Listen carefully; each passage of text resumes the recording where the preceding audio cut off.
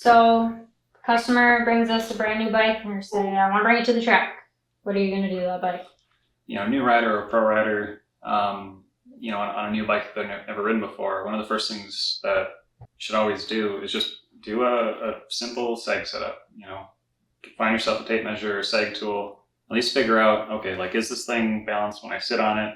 Is it set up for somebody that is a lot lighter or a lot heavier than my weight for it? And just try and figure out, like, okay, is the bike going to be balanced? That way it's going to actually behave how it was intended.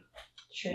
If you get too far extreme one direction, it's going to feel really twitchy or really heavy, and it's not going to be fun on the track. So that's step one every time.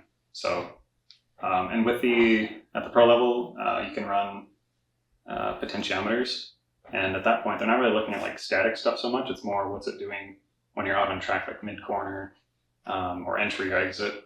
And that mid corner, like G-force, mimics kind of your seg setup, right? Yeah. Yep. So you're doing the seg setup, kind of a static. Okay, how is this thing holding? Because what happens when you go through a corner, there's centripetal force acting on the bike that sucks the bike down, and just a rider sitting on it, adding load to the bike, will kind of mimic that a little bit.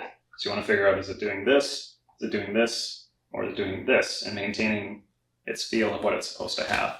So are you only worried about springs, or is there more to it than that?